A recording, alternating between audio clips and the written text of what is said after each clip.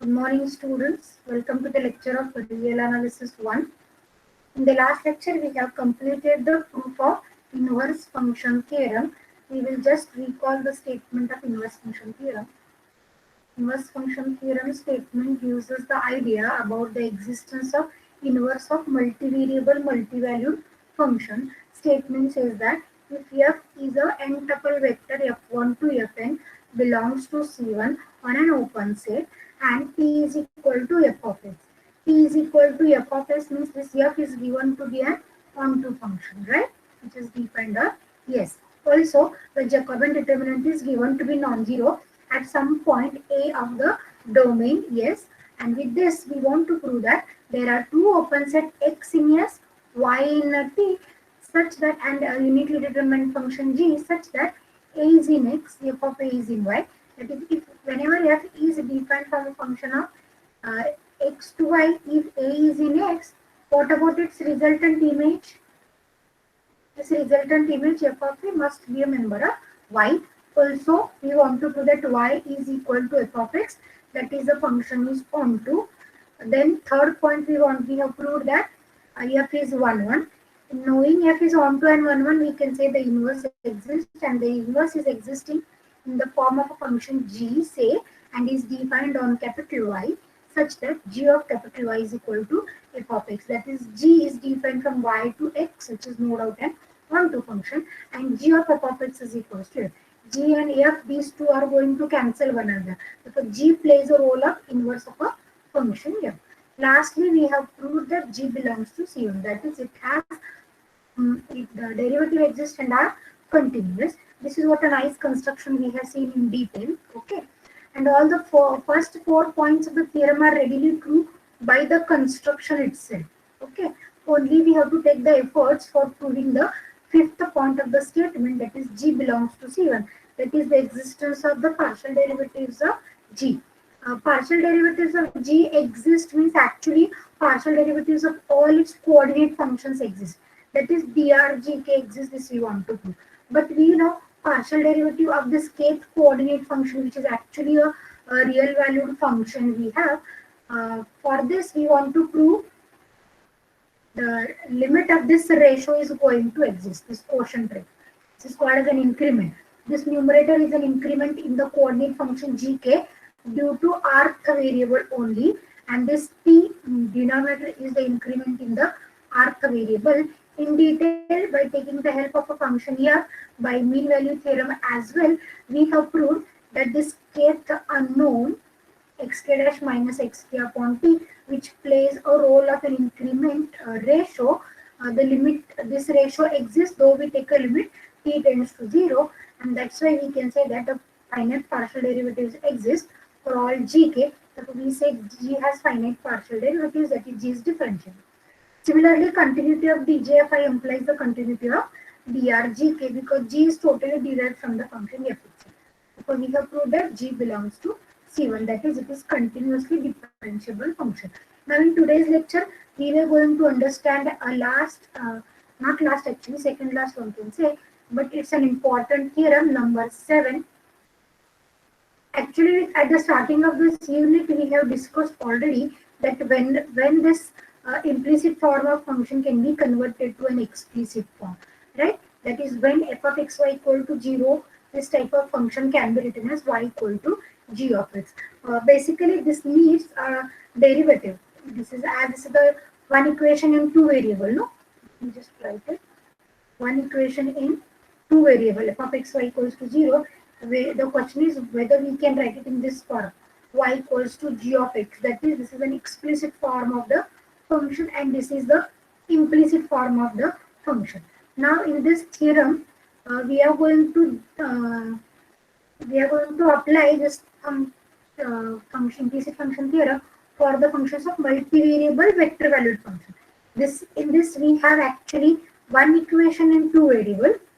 One equation in two variable. If I want to write the function in this form, we have already checked by taking a small example that the derivative should be non-zero at the corresponding point. Then at that point we can write the implicit form of function in the explicit form.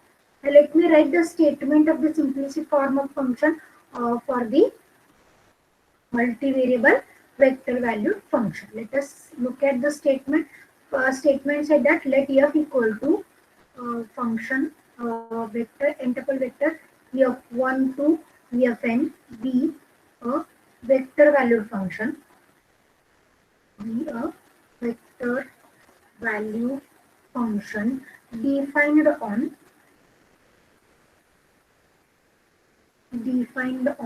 an open set yes in Rn plus k. Check the dimensions of the domain space is now n plus k. I'll explain why this is n plus k. With values in Rn. With values in Rn. So can anyone tell me the nature of this function? Rn to Rn Rn plus to k. Rn. No, this is Rn plus k to Rn.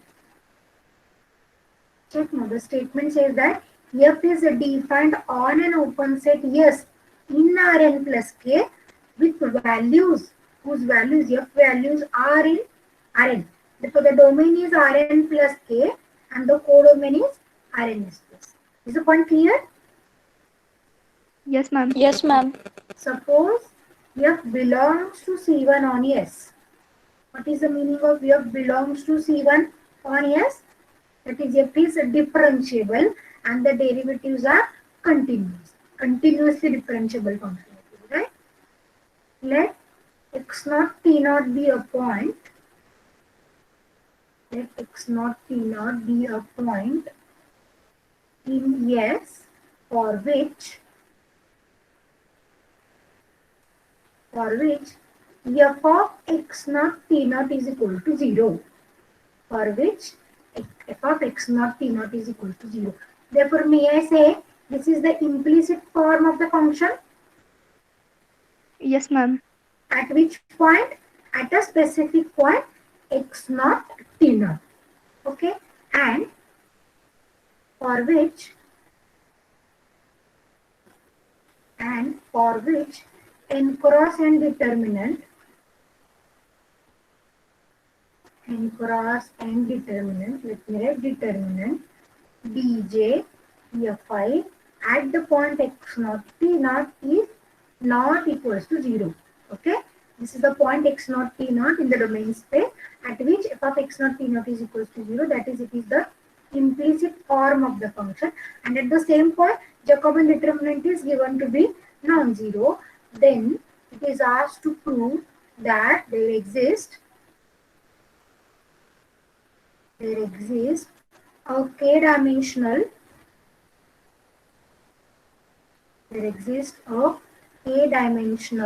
open set T naught containing small t naught. Okay, what this t naught is? T naught is the vector in the domain space. Now we want to prove the existence of a k-dimensional open set T naught containing this small t naught and one and only one vector valued function. One and only one vector valued function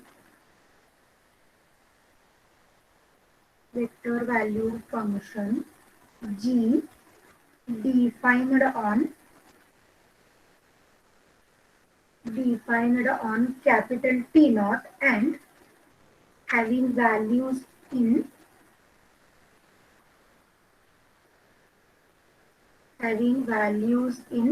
Rn. Can anyone tell me the nature of this function now?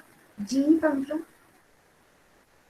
T naught is a k-dimensional open set, okay, containing the small point T naught, and the function g is defined on T naught, but it has the values in Rn space. But what is the nature of this g function? Rk to Rn. Yes, this is Rk to Rn. This is Rk to Rn, and we want to prove such that there are three conditions to prove actually. The first condition says that G belongs to C1 on T naught. G belongs to C1 means G is continuously differentiable. Second is G of T naught is equal to X naught. Third we want to prove is F of Gt comma T is equal to 0 for every T in capital T naught. Okay. Now, if I just look at this second point and this one, implicit form of a function, f of x naught t naught is equals to 0, and here the second point is g of t naught is equal to x naught. Therefore, may I say this will be the explicit form of the function for this implicit one. No doubt, as the function is defined on Rn plus k. Now let us try to understand why the function is defined on Rn plus k. Why this is defined is, see, if x naught t naught be the point in the domain space, then x naught is considered to be a point.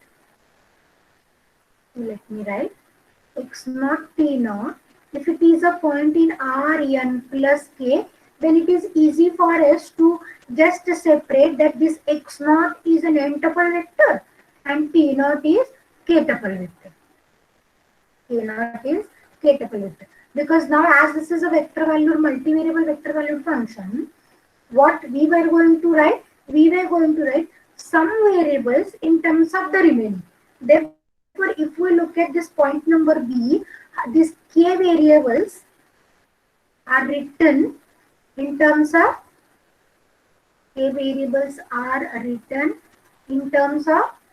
yes, how many variables? N variables. N variables. N variables are written in terms of k. Sorry. N variables are written in terms of k variables. No. N variable is the resultant defined in terms of k variables. N variables are written in terms of the k variables. Therefore, whatever is the total Rn plus k variables, some of the variables are written in terms of the remaining. That's why the domain space was taken to be n plus k. If suppose it was taken from Rn to Rn itself, then it will be difficult for us now to take how many variables are written in terms of the remaining. But just to make it easy, the domain space is taken to be n plus k, and our aim is to write these n variables in terms of the remaining k variables. Therefore, the point was made very clear. X naught t naught be a point in Rn plus k, where x naught is an n-tuple vector and t naught is a k-tuple vector. Is the point clear to now? Why this is on Rn plus k? Okay, no doubt the Yes, ma'am. resultant of this function f is a n-dimensional space. Resultant of this f is n-dimensional space. Now we want to prove the existence of a k-dimensional open set T naught. K-dimensional open set T naught on which the function g is defined. So the function g is actually having a domain T, na? Function g is defined on T having the values in Rn, and g of T naught is equals to x naught.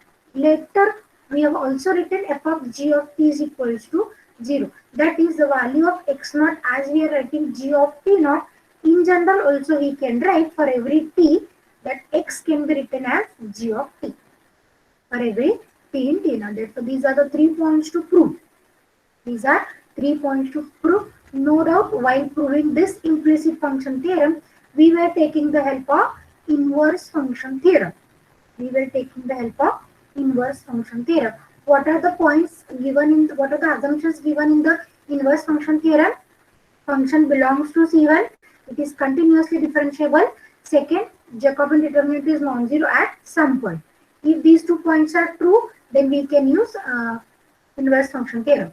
Also, in inverse function theorem, the function is defined from same dimension space from Rn to a same dimension space. That is, dimensions of both domain and codomain are same. But here, what we have, dimensions of domain and codomain space are different, no? Right? Yes, So what we will do in order to use the inverse function theorem, we will try to make the dimensions of domain and codomain space to be same. For this, we were going to define a new function, say capital F. This was given small f actually. Now we were going to define the new function, say capital F, which will be a function defined on Rn plus k and whose resultant is in Rn plus k again. Whose resultant is in Rn plus k again. Okay, let us see how we were going to do the construction. Before that, have you understood why we were doing the construction? Because our aim is to use the inverse function theorem. Inverse function theorem is defined from Rn to Rn, that is dimensions of both domain and codomain space are same. Therefore, let us apply this inverse function theorem. Let me start the proof from this page. Okay, therefore we write, we apply inverse function theorem. We apply inverse function theorem to certain vector valued function,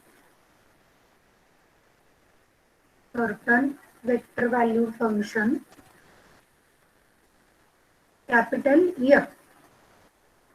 Capital F. Let me write in bracket. Capital F was constructed with the help of or with small f. Capital F is constructed with small f.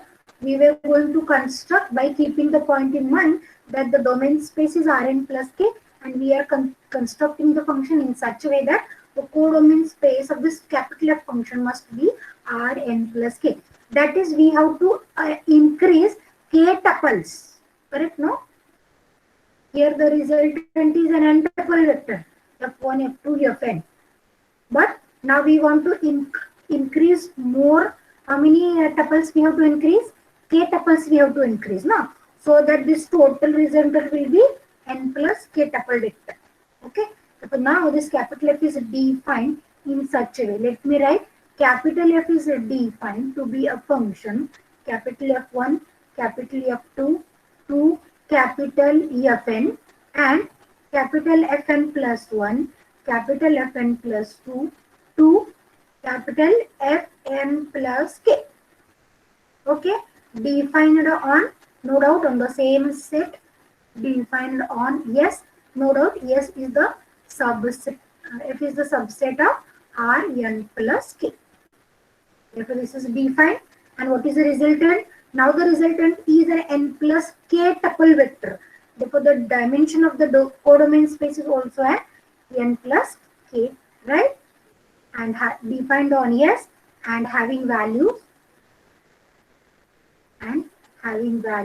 in Rn plus k. Okay. Now we will define the function. The function capital F is defined as follows. The function capital F is defined as follows. Now what we will do, for the first n tuple, we will keep this as a small f function. Right? For this first n tuples, we will keep it as a small f function, and for the remaining k tuples, we will put it as an identity function. Let me write how. Okay, the function is defined as f m at the point xt. Okay, why xt? X is an n tuple vector, t is k tuple vector. They put together, this xt gives us the n plus k tuple. Okay, let me write here. X belongs to Rn, t belongs to Rk. Therefore, xt together it belongs to Rn plus k. Right now? Now let me define for fm of xt for m between 1 to n. M between 1 to n means we were defining for first n tuple or first n coordinates. And for first n coordinates, we will define this as a original function fm of xt. Is it okay? Where x, Yes, ma'am. okay. Now what for the remaining? For the remaining f n plus m of xt say. Okay. Again, m lies between 1 to k. Therefore, what kind of nature the function will have? F n plus 1, f n plus 2 to till f n plus k. That is these k tuple vectors. Right now, fn plus 1 to fn plus k. And for this, we were going to define this as simply Tm. We were going to write this as simply Tm. Okay. Therefore, we can write capital F to be small f and capital I. Small f and capital I, where small f is a function from f1, f2 to fn, and I is identity function definable. Identity function definable. How these identities could be defined? It is equal to t for t belongs to Rk. For t belongs to Rk. This is what a function is defined. Is the idea clear? Yes, ma'am. Okay. Yes, ma'am. Actually, the function works as, see, whatever I'm writing in red line, red color, this is for your sake of understanding. Okay. So whatever is the function defined, capital F is actually f1, f2 to fn, no doubt original, and then later we have defined fn plus 1 is tm. Na? Therefore, what is fn plus 1? Is it t1? Yes, ma'am. Yes, ma'am. fn plus 2, t2, so on. This is up to, yes, TK. tk, good. This is up to tk. This is what a function is defined. Okay, and this I of this is nothing but my original function, and this is my identity. Why it is identity? Because as the function capital F is defined on x comma t. Na? Capital F is defined on x comma t. First n tuple vectors gives me the function here, and then later it gives me simply t1, t2 to tk, and we will define this to be I, where I is defined as I of t is equal to t. I of t is equal to t, where t is a k tuple vector t1, t2 to tk. T is a k tuple vector t1, t2 to tk. Okay. Therefore, capital F is defined to be with the help of coordinate functions, or with the help of two functions f and I, and this f is defined on Rn space, and this is defined on Rk space. Therefore, together it gives me a f function is n plus k tuple vector. Is defined on Rn plus k. Is the point clear? Yes, ma'am. Okay. Now let us try to find out the Jacobian determinant of this capital F function. Jacobian determinant of capital F function. What will be the Jacobian determinant of this capital F function? Let me write here only. It is not a part of the proof actually. What will happen if we take the Jacobian of this function? Capital F1, 2, Fn, and so on. Let us write the Jacobian. J capital F. Okay. We know J of small f is given to be non-zero at a point, small x naught t naught. But now we were defining this to be a new function's capital. Therefore, let me check the Jacobian value. If we just look at this, first row is actually that partial derivative with respect to d1, first variable. No? Oh no, first partial derivative of f1 with respect to all the variables. Correct na? So let me write d1 f1, d2 f1, so on up to dn f1. Next variable is dn plus 1 f1 to dn plus k f1. Is it okay? First row is all partial derivatives of f1. Second row is all partial derivatives of f2.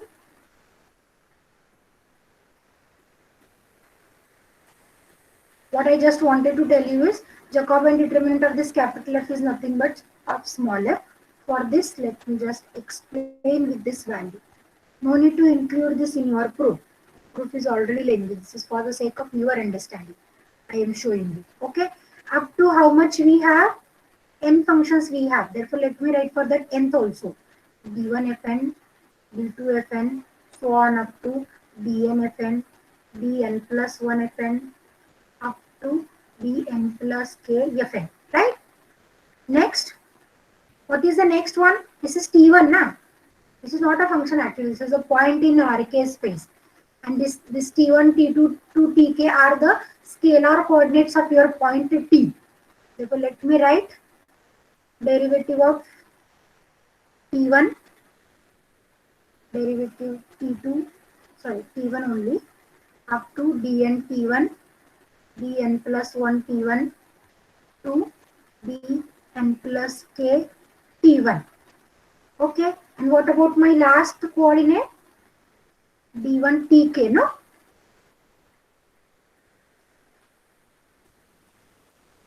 Now you have to tell me the values of the partial derivatives.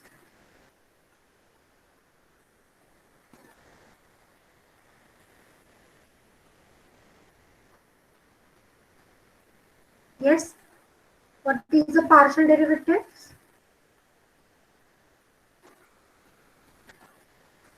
Hello students, am I audible? Yes, ma'am. Okay. Okay, now what I will do, I will try to divide this determinant. It is not, sorry, why I am doing these symbols. Okay, now what I will do, I will just make the partition of this determinant for the sake of our convenience. I will make the partition like this, say. I'll just make the partition up to this part.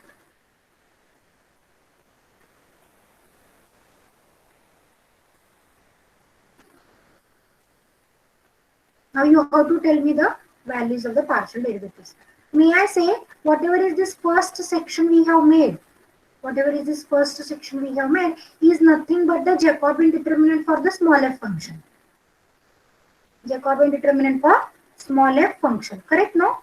What is the derivative of this f1 with respect to n plus 1th variable? 0. 0, good. Therefore, all these variables are 0. All these partial derivatives are 0. Therefore, may I say this section, this second section is a 0. If I write in terms of matrix, this is my 0 matrix. Yes, ma'am. Okay, what for this third section? Derivative 0. with respect to first variable, 0. Therefore, this is also a 0 matrix, right? Now, what about this? dn plus 1 is actually t1, no? What is d1 plus? This is actually we are writing in terms of xt, na? For x, let me just elaborate. The first variable, let me write all the variables, x1, x2, xn, t1, t2 to tk. This is the first variable, na? Therefore, the partial derivative with respect to x1, we were writing d1. Partial derivative with respect to x2, we were writing d2, dn, dn plus 1, dn plus 2, to dn plus k. This is what an idea we were following, correct? No? Therefore, what is the partial derivative of t1 with respect to t1? dn plus 1 of t1 we want to find, na? Therefore, this is the partial derivative of t1 with respect to t1. What is the partial derivative of 1. t1 with respect to t1? Yes, it is 1. Therefore, what about the remaining entries in this row? Is it 0?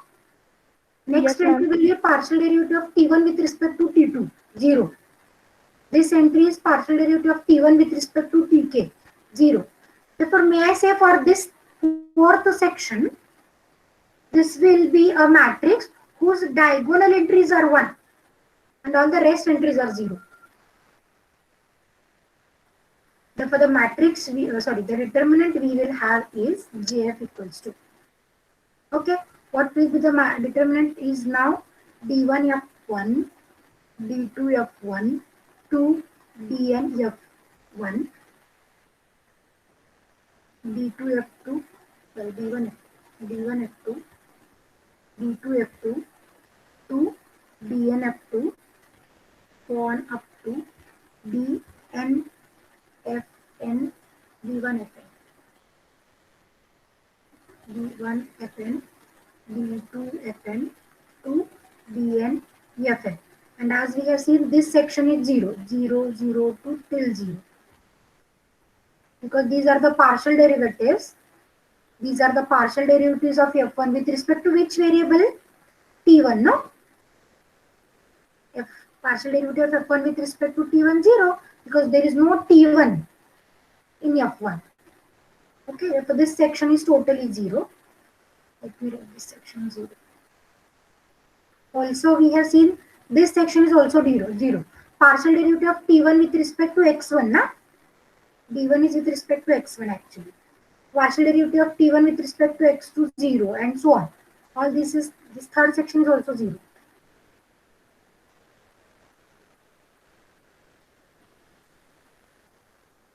What about fourth section? In this fourth section, Identity matrix. Yes, it's an identity matrix. Diagonal it is a 1.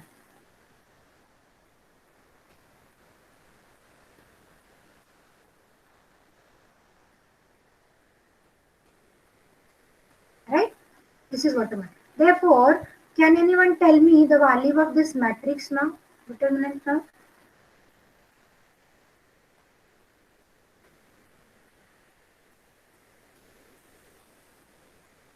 Yes.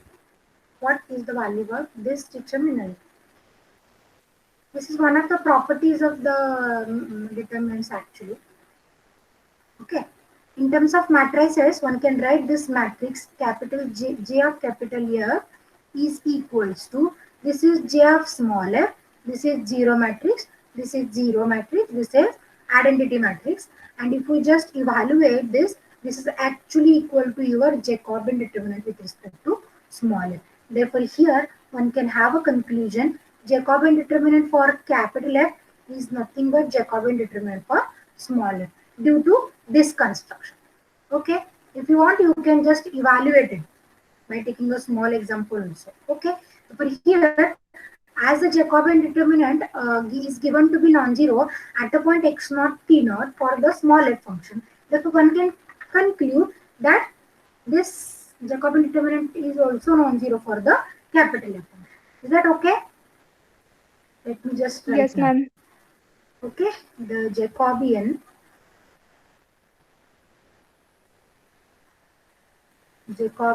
J capital F at the point xt has the same value as the n cross n determinant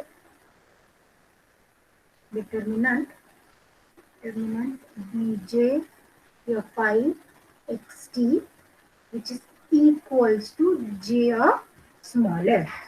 Okay, we will write the reason because the terms which appear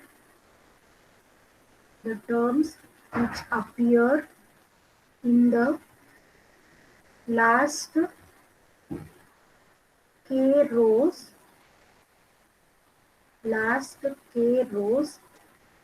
and also in last k column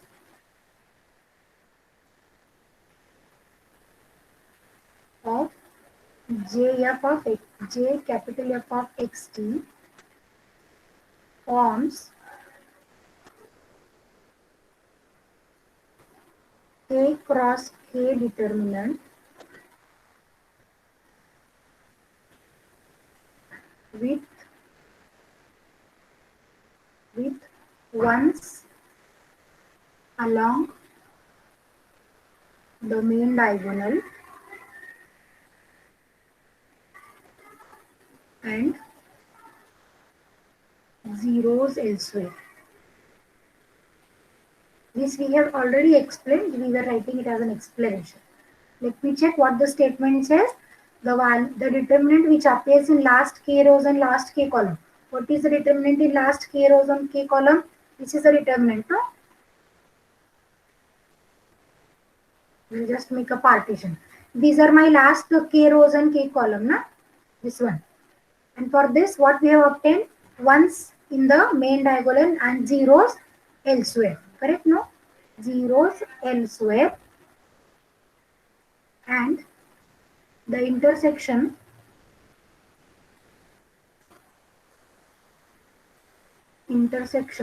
of the first n rows and n columns consist of determinant dj fi xt. Right now, first n rows and n column. If you check, this is the first n rows and n columns, and this is nothing but my Jacobian determinant for small f function. This is what we have written. And what about the rest entries? All the rest entries are 0. Therefore, we will write di of capital Fn plus j at the point xt is 0 for all 1 less than or equals to j less than or equals to n, 1 less than or equal, sorry, 1 less than or equals to I here, and here it is j less than or equals to k. That is for all di fn plus j. For all di fn plus j, that is di, if I take I equal to 1, then this is d1 f n plus 1 to n plus k, all are 0. That we have written already. d1 fn plus k is t1. This is 0 and this is also 0. Both these matrices are 0. That we have written by this expression. di fn plus j xt is equals to 0 for all 1 less than or equals to I less than or equals to n to 1 to k for the parameter j. Therefore, hence we are writing the Jacobian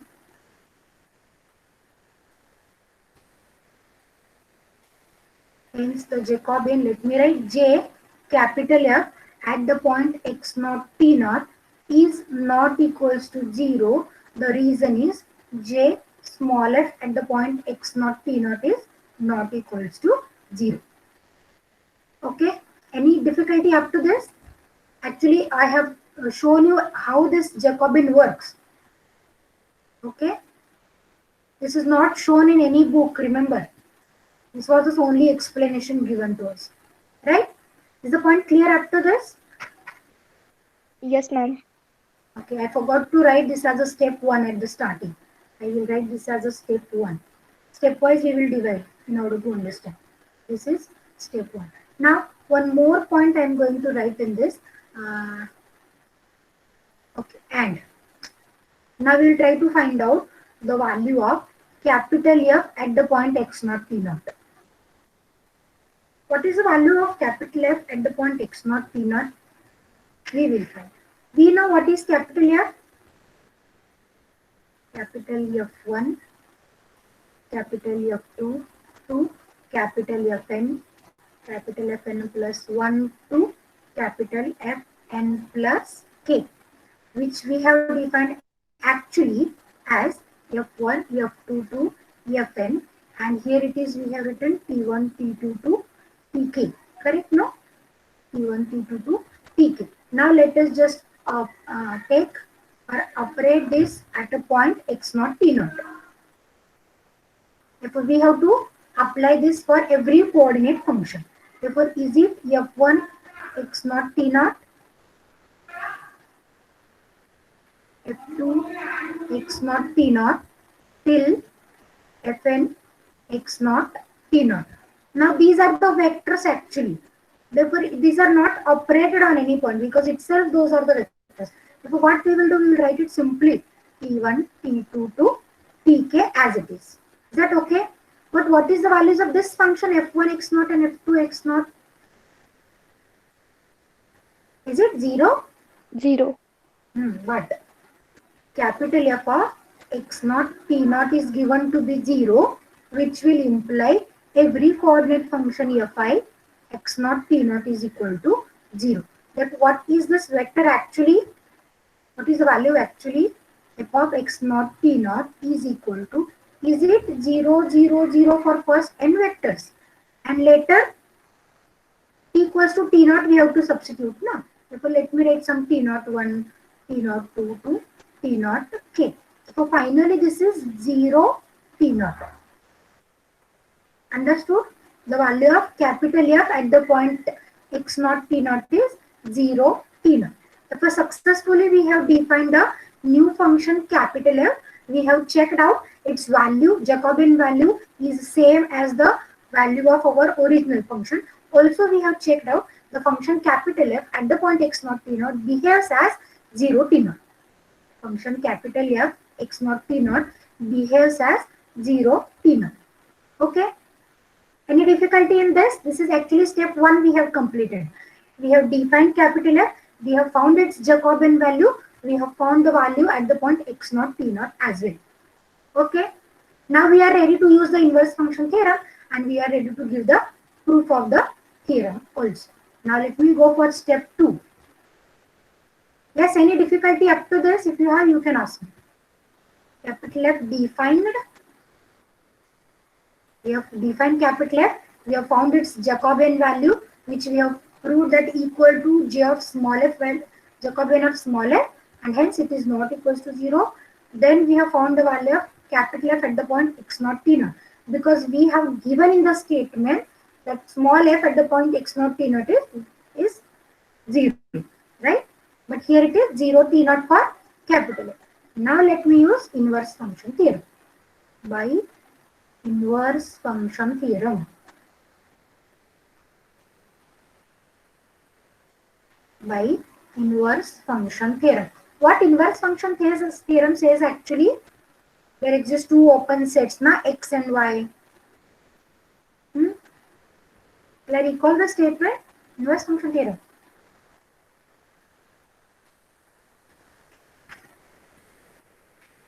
Yes, students. Existence of two sets x and y we have written, no? Two open sets x and y exist. Let me write in short. There exist two open sets. I will not write the full statement, it is very big.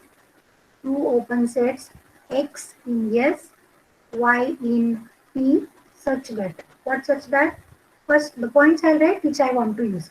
Such that A belongs to x, f of A belongs to y, capital Y is equals to f of x, g of f of x is equal to x, and g belongs to C1. Correct, na? In short, I have written. Okay, let me use this to say there exist again two function sets x and y. There exist open sets x and y containing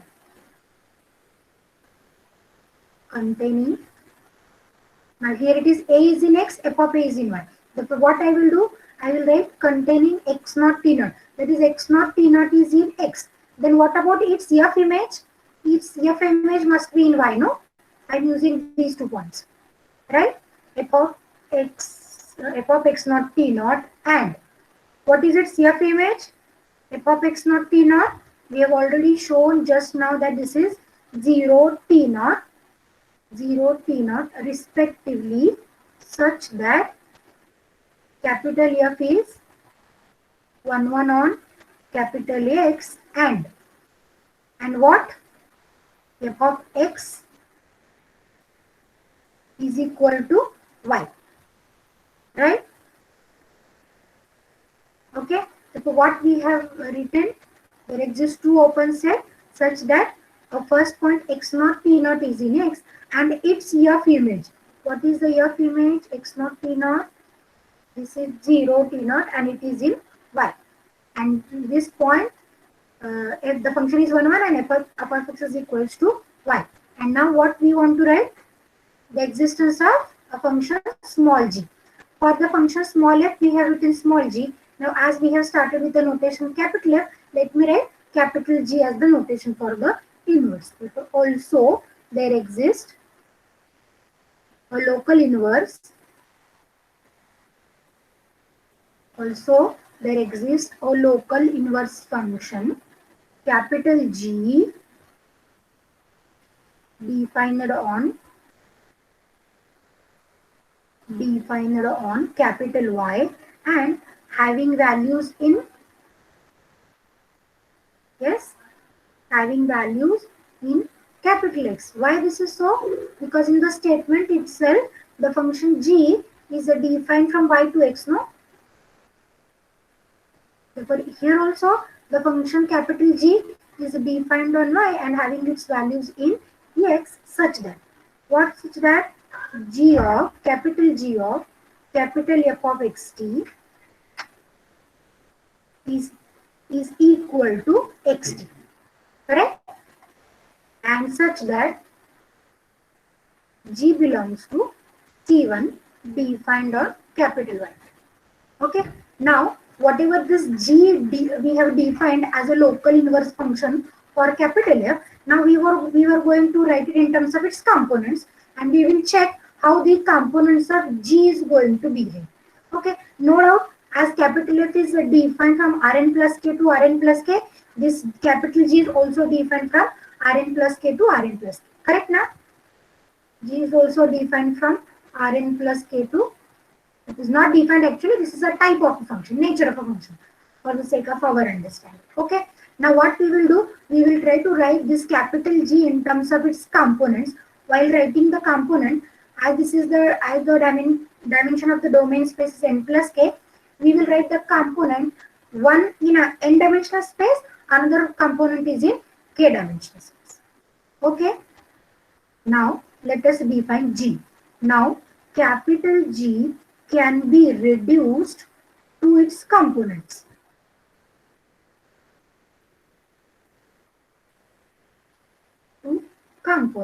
As follows.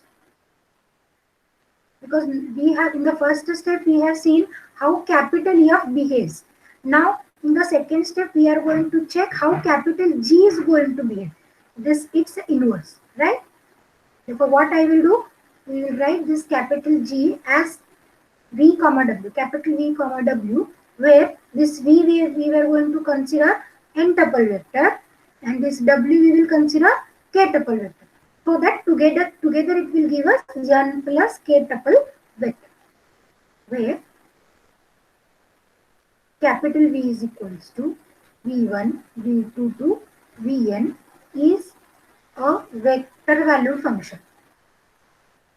These are not scalars, remember, these are the vector valued function. That is, every Vi is a coordinate function, real valued coordinate function of V.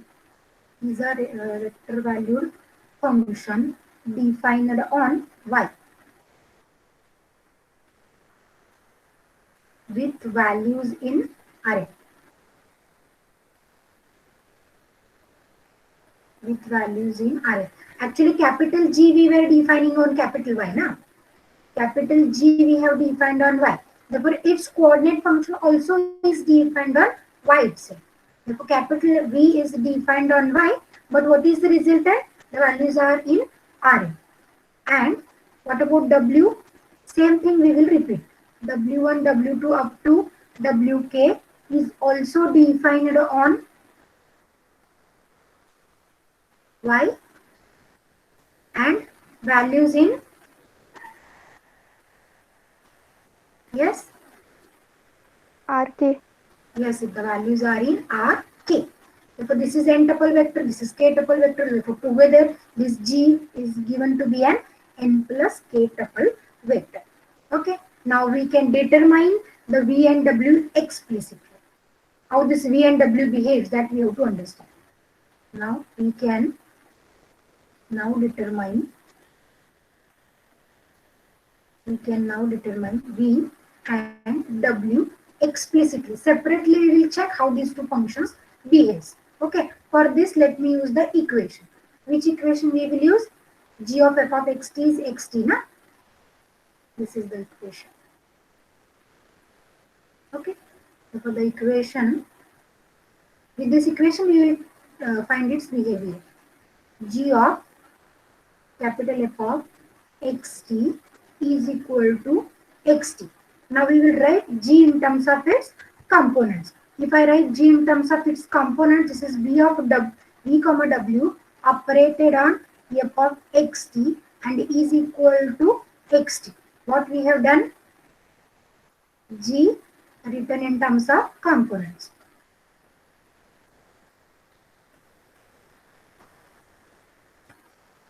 G we have written in terms of its components. Correct, no?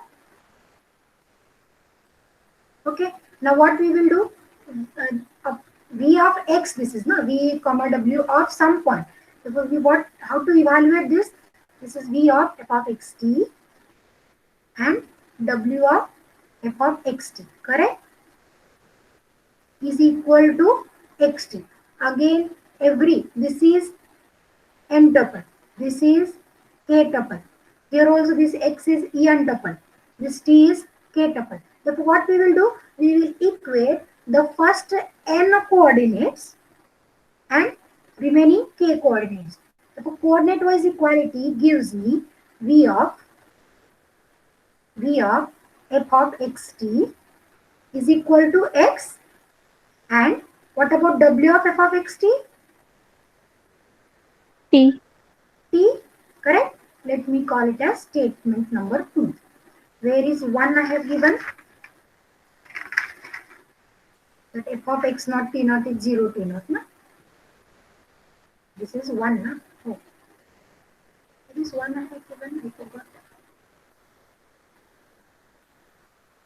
Nowhere I have given 1. I have given directly equation number 2. Okay, let me just change. This is my first equation actually.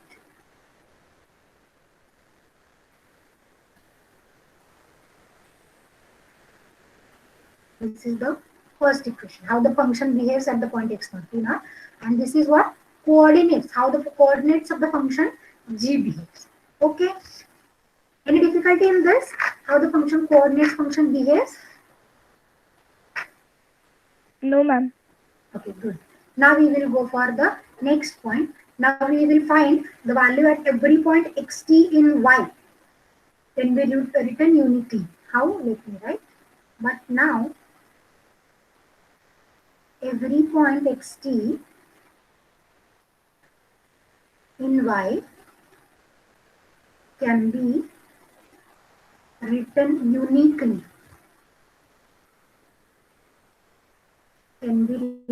uniquely, in the form.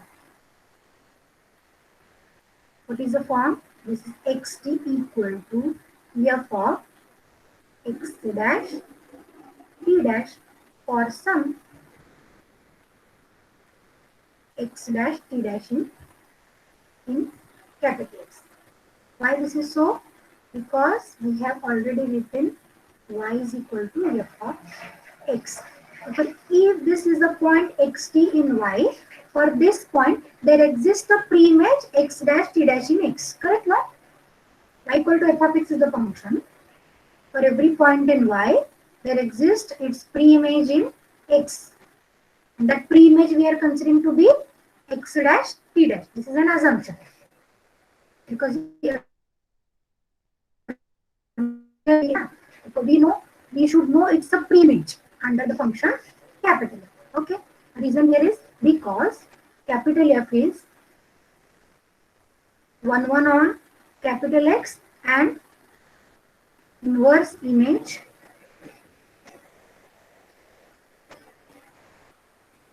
capital F inverse of y contain X.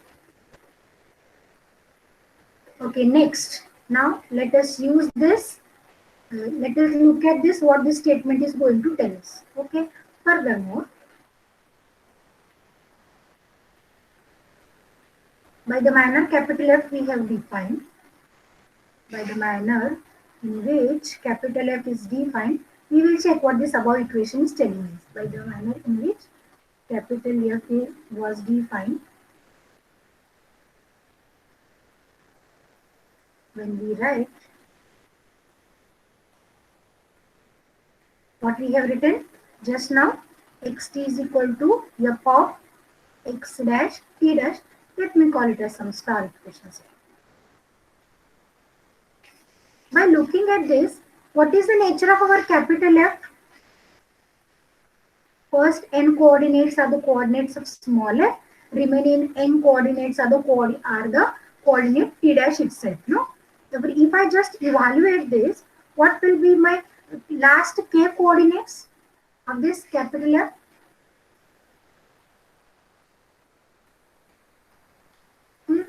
What will be the last k coordinates?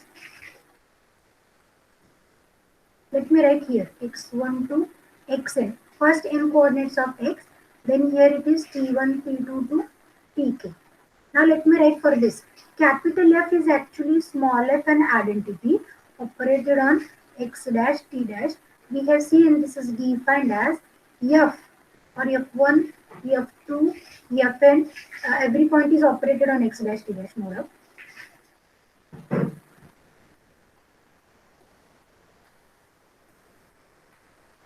And what for the last k coordinates? Taken as it is, no?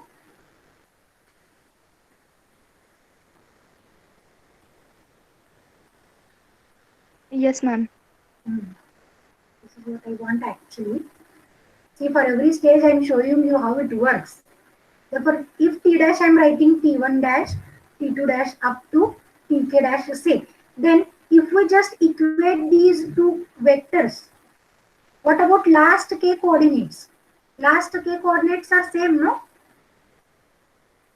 Yes, Therefore, ma'am. t1 equal to t1 dash, t2 equals to t2 dash. Therefore, in terms of a vector, can I write t equals to t dash? Equating last k coordinates. Equating last k coordinates. Okay. Therefore, now I am going to write xt equal to f of x dash t dash gives me t equal to t dash. This gives us t equal to t dash by definition of capital F. For every step, I am trying to tell you the reason. But if still you have some problem or difficulty, you can stop and ask. Okay. Now let us check with this t equal to t dash, what is the effect on the behavior of the coordinate functions of capital G. Okay. Therefore, now we want to know how V and W behaves. To know how components of G behaves. Components of capital G works or behaves. By knowing t equal to t dash, right? Therefore, V of xt, how we have defined it? V of xt is actually V of capital F of x dash t dash actually, right now? Xt is f of x dash t dash, but t dash we have proved equal to t. Therefore, may I write this as f of x dash t dash, and in the next step, this is V of f of x dash and t. But what this V is going to collect? V is going to collect first n coordinates, right? V collects first n coordinates, W collects last k coordinates. Therefore, what is this behavior now? V of xt? This collects first n coordinates. Therefore, may I write it as x dash? I don't Yes, know whether ma'am. you are getting me or not. W of xt is, again this is W of f of x dash t dash, okay, and which is actually W of f of x dash t,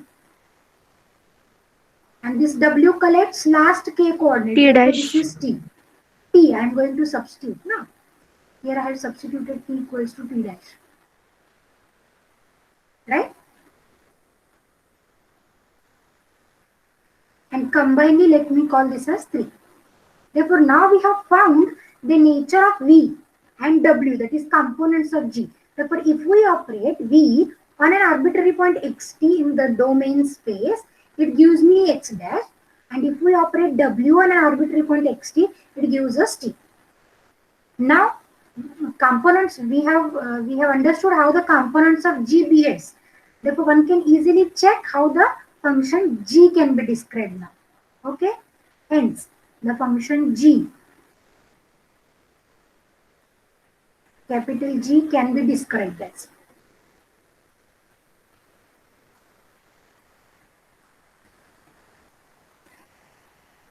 Okay. How it can be defined as? Described as given a point xt, given a point xt in y, given a point xt in capital Y, we have. What we have? Let me operate G on an arbitrary point xt. Okay. How this can be obtained actually then? xt is, yes, xt is f of x dash t dash. Okay, but what is g? G is v comma w of f of x dash t dash, right? Now how this can be operated?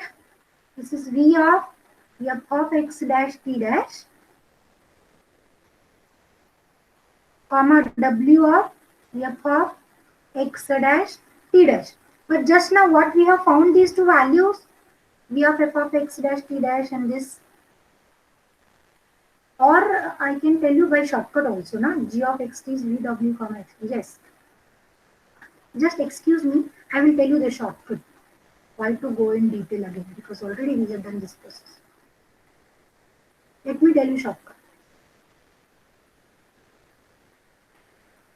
Okay. G of xt is actually v comma w operated on xt, correct? G is v comma w, na, component wise. Therefore, how this can be obtained?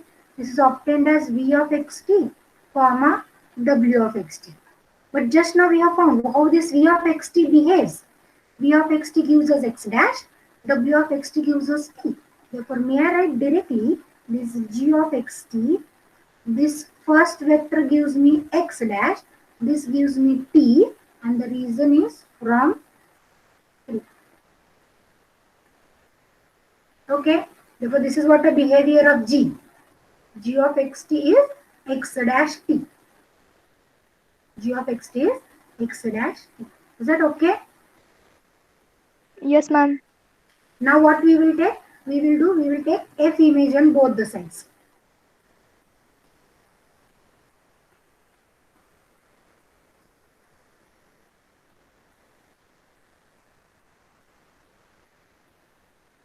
What is the f image? If I take f image on the left side, f of g of xt will cancel, no?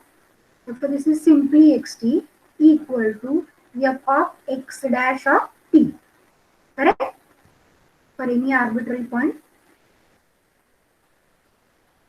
xt in y, which actually gives me f of x dash of t is xt. I have just rewritten this equation. Okay, but this x dash is nothing but v, na? I can replace. This is f of v of xt comma t equal to xt. This is from 3. I have just replaced this x dash by v of xt, and let me call this as statement number 4. Why we have taken f of v of xt? Because in the statement itself we have to prove. Second point I think to prove like this. F of g of t is equal to f of g of t comma t is 0. Na? That's why we have involved v in this function f, because v is a part of g. F of v of xt is comma t is xt. Any difficulty up to this? Now we are ready to prove the statements. In the second step, what we have done? We have tried to find out, we have used inverse function to write the existence of capital G, as the capital G is a function of the type Rn plus k to Rn plus k. Therefore, in order to write it in terms of components v and w, then we have checked out how the components of v and w behaves. Now let me go for step 3 for the actual proof. Okay, in the proof we want to find out a set T naught. Let us recall the state. What we want to prove? We want to prove the existence of a k-dimensional open set T naught containing a small T naught and one and only one vector value function small g defined on T naught and having values in Rn such that these three conditions hold. So we will first construct this capital T naught, which will be a k-dimensional set. For here we give the construction of T naught. The construction of T naught we will give in such a way that, yes, now we define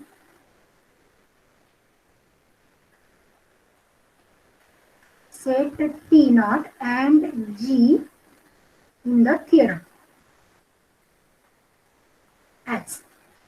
How I'm going to define, say, let I'm going to define T naught is the collection of all vectors T such that T is a k-tuple vector, and we were collecting which are the elements 0 T in Y. 0 is an n-tuple vector, T is a k-tuple vector, 0 T together is a k-tuple vector. Therefore, we will collect those vectors in Y which are of the type 0 T, and we will in T naught we will take that T only. Okay, and for each T in T naught, we define G also. For each T in T naught, define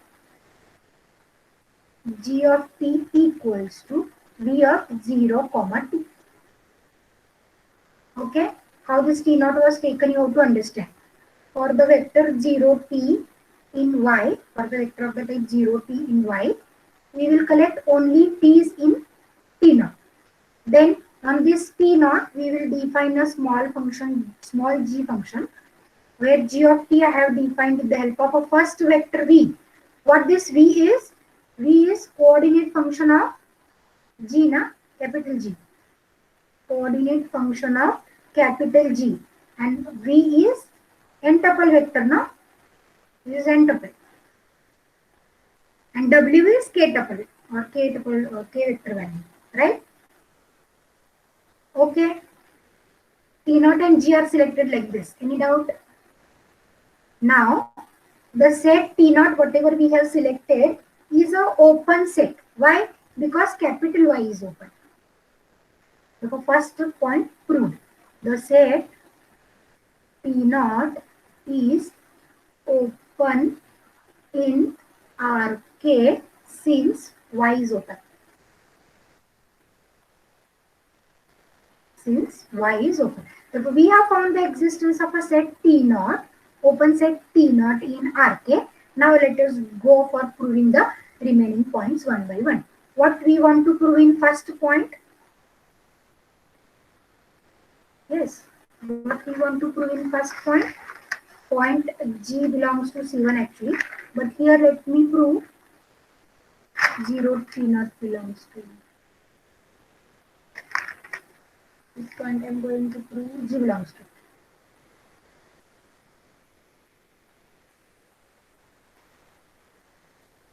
Okay, now here I am going to write directly that G belongs to C1. Why? Because capital G belongs to C1, no? Moreover, this G belongs to C1 on capital T naught because capital G belongs to C1. Capital G belongs to C1 on Y. This is by inverse function theorem. And what is small g we have taken? Small g we have taken to be a component. Small g we have taken to be one component of capital G. Therefore, if capital G belongs to C1, both the component function, that is both the vectors v and w, r belongs to C1. Therefore, here I can write G belongs to C1. Therefore, this is one can say true by the construction itself. Okay, belongs to C1, and components of G are taken from components of G are taken from components of capital G. Correct, no?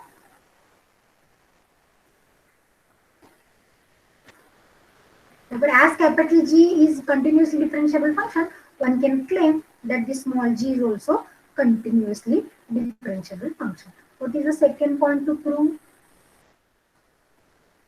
Main point actually. G of T naught is equal to x naught. Let me check once. Yes, G of T naught is equal to x naught. Okay, now let us start. In order to prove this, what we know? We know that f of x naught T naught is 0 T naught. This is y1, na? Equation 1. Let's show you.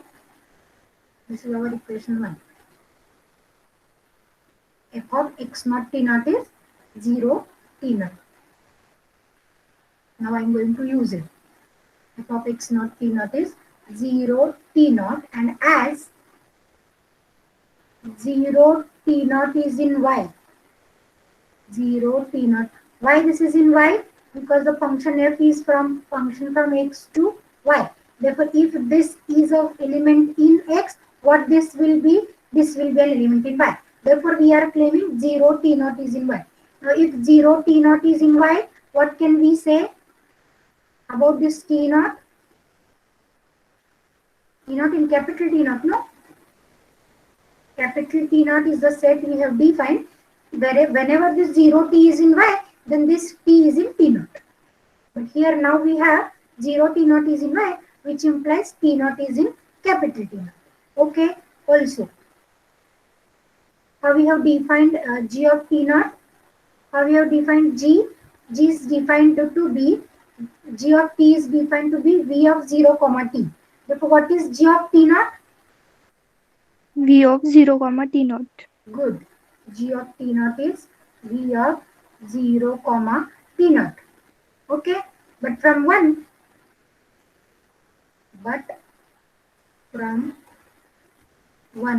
again let me write 0 t naught is equals to f of x naught t naught. Therefore, if I take v image on both the sides, what will happen? We want to find v image, na? So let me take v image on both the sides. That what is v of f of x naught t naught? We have seen in equation number 3, I think, v collects first n vectors, w collects remaining k X. vectors. Yeah, v collects first x n vectors, w collects remaining p vectors. Therefore, from 2, what is the value here? What is X the naught. value? This is x naught. Reason from 2. Right?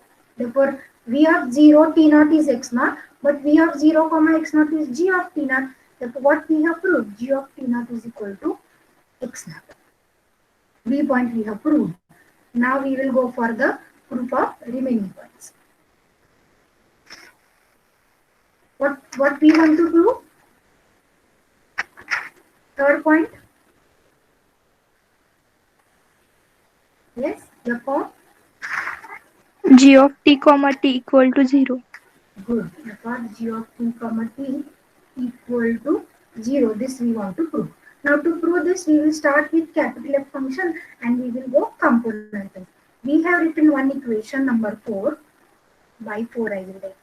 By 4, f of v of xt comma t is equal to xt. Right now, I will show you where is 4 equation 4. Here it is. F of v of xt comma t is xt. Now let us write in terms of components.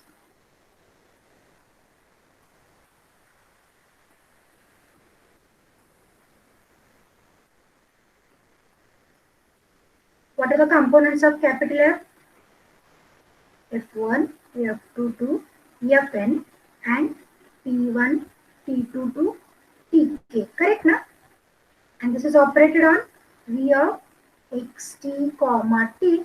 And what is the resultant? Resultant is xt. What is the vector?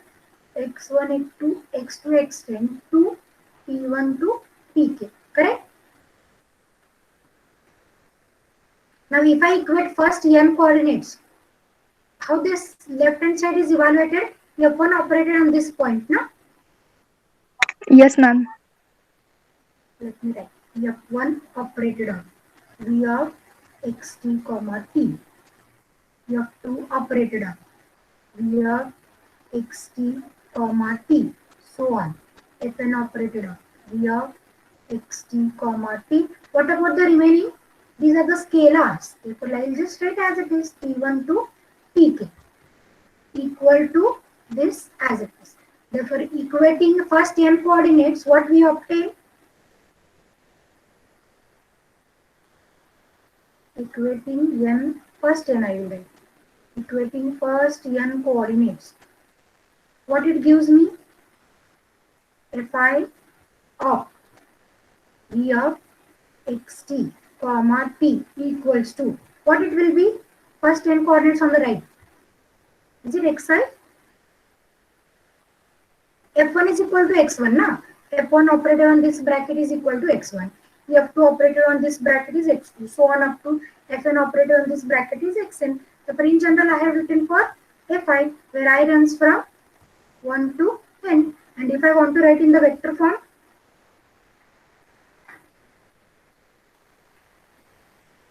what is the vector form?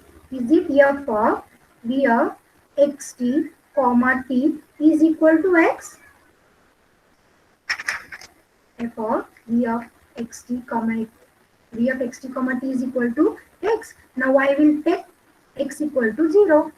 Taking x equal to 0. What will happen if I take x as equals to 0? This becomes f of v of 0 comma t equal to 0 for all t in t not no. But what is v of 0 comma t we have defined? We have G of defined t. it as g of. Hence f of g of t is equal to 0. Hence is the proof. Reason by definition of g, na? By definition of g. And the last point we will prove, actually we have to go for uniqueness, na? Therefore, I will just go for uniqueness of g. How we were proving uniqueness of g? By taking one more function, right? Na? Actually, this follows from one character or one property of f. Let us prove how. If there were another function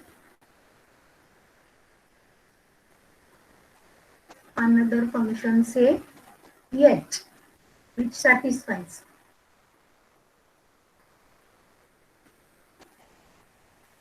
condition C. Okay, therefore let us write what is the condition C. F of g of t comma t is equals to 0. This is 1. Now we were assuming one more function h of t, which proves the condition C. Therefore these are the two functions. Now what we will do? We will equate the left hand sides. And as the function is 1, 1, what these two gives me? F of x equal to f of y it is, na? And if the G function of is t 1, 1, equal to h of t. yes. First let me write g of t comma t equal to h of t comma t, and then let me equate the first un coordinates to write g of t equal to h of t for all t in t naught. And hence it is the proof of the implicit function theorem. Now, very nice proof it is actually, right? No, though it is lengthy, what one has to do, just remember the theme of the proof stepwise, right? What we have done in step 1. In step 1, as we wanted to use inverse function theorem, small f is the function defined for small f is the function of the type Rn plus k to Rn. Therefore, in order to use the inverse function theorem, we want the dimensions of both the domain and codomain to be same. Therefore, we have defined a new function capital F. Capital F we have defined with this structure. Capital F is small f and comma I, where f is n tuple vector, capital I is k tuple vector. Then we have shown that the Jacobian of both the functions are same. Jacobian of capital F is equal to Jacobian of small f. Knowing this, we have written Jacobian determinant of the capital F function at the point x naught t naught is not equals to 0. Then to find out the value of capital F at this point x naught t naught, we have written coordinate wise and we have found the value is equals to 0 t naught, and we have written it as equation number 1. Then we have used inverse function theorem. As the function we have used is capital F, therefore we will write its inverse as capital G. We will write all these points.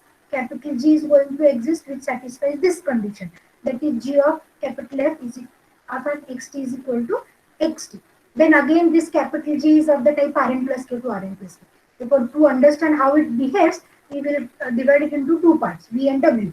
V is n tuple vector value function, W is k tuple vector value function. Then we have understood how this is going to behave. We have written this by 2.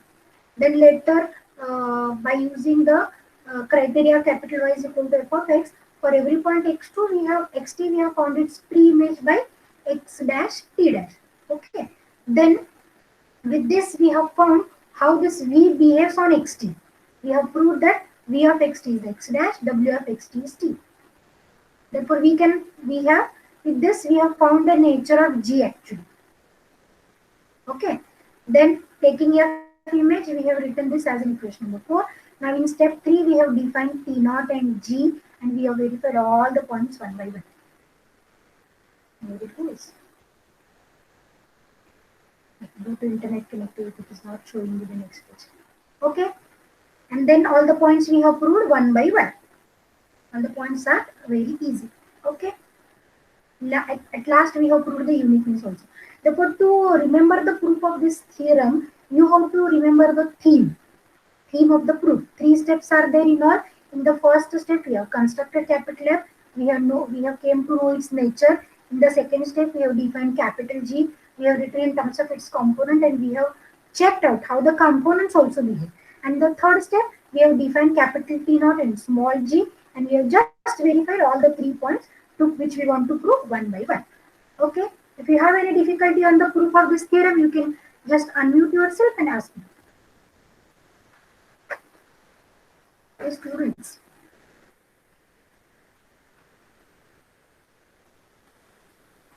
I know it's a lengthy theorem. Okay. You just give 1 or 2 revision for the proof of this theorem. You will understand very easily. Okay. This is a challenging theorem. And mathematics students always accept the challenges. Right? No? Some little bit construction is there that you have to take care. Okay, let me stop for today. Then you just make the revision, and if you feel any kind of difficulty, you can ask me at any time. Thank you for being with me for the today's lecture.